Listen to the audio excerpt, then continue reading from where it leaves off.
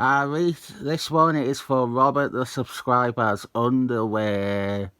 We have Incredible Hulk 325 with the 25th anniversary cover by Al Milgrom. We have the classic Green Hulk here, even though it was the optimum time to feature the new Grey Hulk on the cover.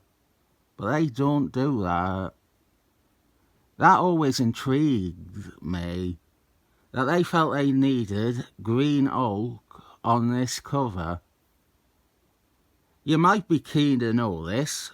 On these 25th anniversary covers, the UPC boxers are covering up Hercules Man, Paul Rudd Ant-Man, although you can see a little bit of him on all the covers, and Mary Sue Moonchild. Mary Sue Moonchild did not belong on these covers at all. Silver Surfman isn't even there.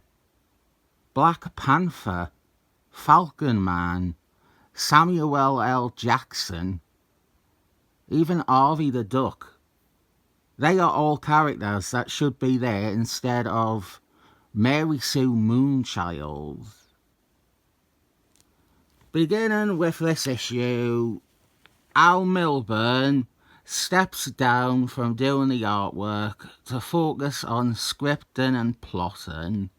We now have the art of Delilah Dearborn, and they are being inked by the Highlander himself, Connor McLeod, co-creator of Mary Sue Moonchild.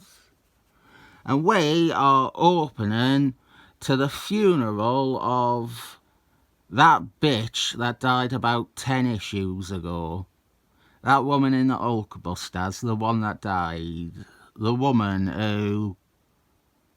The Hulkbusters, this team of specially selected experts, they managed to have this woman die in a training exercise. No word of a lie, they stuffed her in Gail Simon's fridge in a fucking practice session. We have the biggest piece of characterization anyone has given these Hulkbusters yet. Dwayne Johnson, their leader, he is angry at David Banner and Doc Shanna, who he blames for the death. And the other Hulkbusters try to calm him down. Dwayne Johnson is blatantly being set up as a potential future antagonist here. And on the next page, I hope that this doesn't classify as racial profiling. David Banner, Jennifer Connelly, Liv Tyler, and Dickie Jones are in a car here, and they are being driven around by an unnamed man with a little moustache. And I spotted him, and I thought we finally were at the return of Ramon. When are they going to get to that fireworks factory? Over on the next page, well, I want to point out that I am quite vibing with Delilah Dearborn's art in this issue. No disrespect to Al Milgrom, who I said I think was trying extra hard in those first few issues. But I think that going from Jason Byrne to this would have gone down better with the readership. This page, however, gives us a big, fat continuity problem. David Banner states that he hasn't transformed back into Hulk since he came out of the nutrient bath. There's of course the annual though. The annual takes place before this, and it fits in that spot relatively neatly. But this line, and some more later in the issue, unfortunately mean that David Banner has forgotten about his encounter with the Tyrannomon-controlled Abomination Man. Over here with SHIELD, we have Special Agent Quarter Pounder, and he has got some paperwork to do about SHIELD's new prisoner, Zach Morris. Zach Morris is an hard Hulk enemy, an energy monster, and a few things struck me here. But first, do you know what SHIELD director Samuel L. Jackson calls Special Agent Quarter Pounder in France? Anyway, Zach Morris is living electricity. He is here courtesy of West Coast Avengers. He teamed up with a group of other villains in that. I think it's fair to say that maybe Al Milburn likes this villain.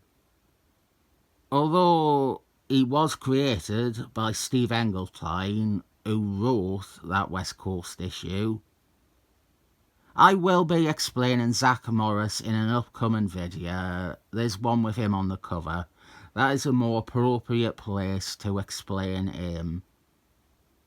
One of the other things that stood out to me is that this is the first supervillain to appear in the main Incredible Hulk series in quite a time.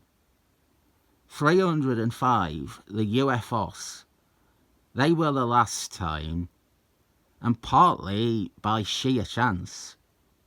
Amel and Anchovy would have been in 320 if they ran it. Jason Byrne also had that good idea with the Metal Master that he never did. But instead we have gone 20 issues without a proper supervillain appearing in the main series. They also mentioned Project Cadmus was apparently destroyed. That is why they are having to hold Zach Morris here.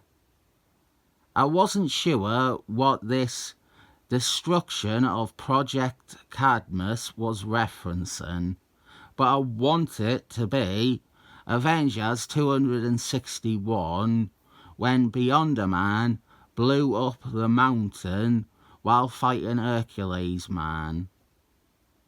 That came out a whole year before this issue, but realistically, it is Iron Man Annual 8, which only came out a month earlier, and that had Project Cadmus destroyed. I've not read it. I find it dubious, however, that we are referencing an Iron Man annual that came out only a month before this issue, but we are falling flat on our face when it comes to Hulk's own annual, which was released the same month as that one. That one was a big continuity page. We will be picking up on Zach Morris in the next batch of issues, if that one cover is to be believed. We have real problems with that annual. The idea repeated here is that David Banner hasn't transformed into Hulk since emerging from Doc Shanna's nutrient bath. The main thing that this issue is focusing on is establishing a Hulk. There is a Hulk out there, and we cannot see them. But David Banner is accounted for. He is under lock and key at this SHIELD base. Huh? What's going on here? Did I miss a memo? You all know it's Dickie Jones. I mentioned it last issue. I've mentioned it in earlier issues. It's a secret that isn't well kept.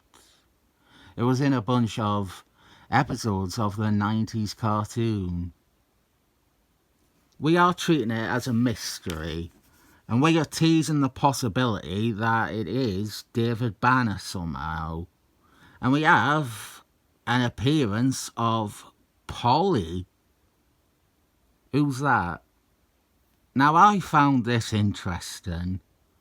I like when there's something like this, that the appendix or Marvel Wikia / Marvel.fandom or that super mega monkey guy don't pick up on.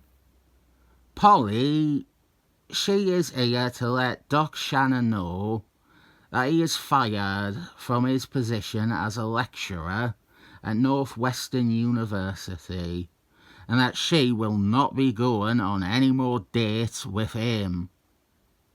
The reason nobody has bothered to note this character is because she is exceptionally minor and unimportant, but she is actually a returning one.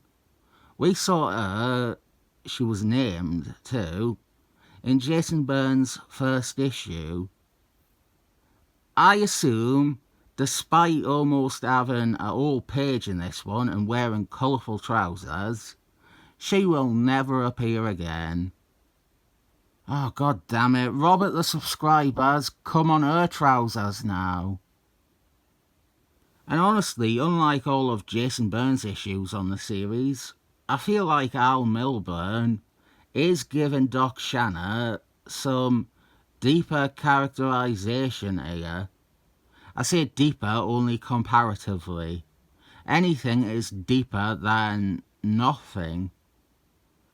I wouldn't be against Polly returning as an on-again, off-again love interest for Doc Shannon. Someone that he maybe is trying to constantly prove that he isn't as obsessed with Hulk as she and everyone else thinks he is. There's actual stuff you can do with Doc Shannon. I can, for the first time in however many issues, see something that could be done with Doc Shannon that might make him less wickedly one-note and supremely boring. We have got some hilarious, officially sanctioned SHIELD business here. They are beating up David Banner to see if Hulk comes out. The thing is, as the issue has noted, the Grey Hulk, the original Hulk, only came out at night. And actually, the annual screwed that up too. He came out under traditional Hulk causes. David Banner passes the test, and everyone congratulates him on being cured and no longer being cursed with transforming into Hulk anymore. Yeah, that annual is a fucking nightmare when it comes to continuity and placement. We also frame Dickie Jones very mysteriously and suspiciously on this page, almost as if maybe he is that Hulk we saw a few pages earlier. We have more character stuff with Jennifer and Liv and their dad, Harrison Ford. Nice of Delilah Dearborn to make her look alluring in this argument with her father. I was a bit perplexed by how Harrison Ford is being treated here. She points out that he is not well, that he has been acting crazy, and it's been like this for a while. And she looks quite attractive in this scene, which isn't a common thing for her. But when it comes to her dad, she only mentions him crashing her wedding and shooting Dickie Jones. They are the only things she cites as examples of him going off the deep end recently. But I would have thought that she would have been even madder at him now for trying to sabotage the nutrient bath and for again nearly killing Dickie Jones in the process. But I took a look and she doesn't know about that. I don't think anyone knew he was doing it except Dickie Jones. So the scene we have here feels like it is forgetting something, but it's not. She is also still a cunt. And here is our first proper look at this secret new Hulk. At the same time as David Banner takes a nap, this Hulk appears at the base and starts wrecking things. Is this, or was this, ever a good mystery? I feel that since we saw David Banner become a Hulk again in 324, and then there's that annual, and then for a year before that we had David Banner and Hulk as two separate forms. I feel as if this idea was not thought out because every reader already had assumptions based on the previous issues. The idea that David Banner and Hulk might not be the same thing isn't a new prospect at all. And so when we get to our ending of the issue, where we finally see this Hulk and David Banner is also there, it's not a shock.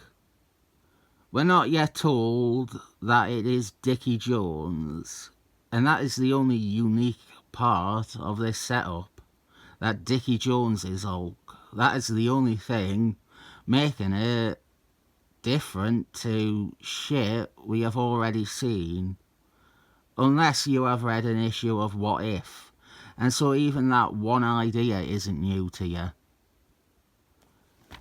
There are pitfalls in the realm of its storytelling, but I actually enjoyed most of this issue.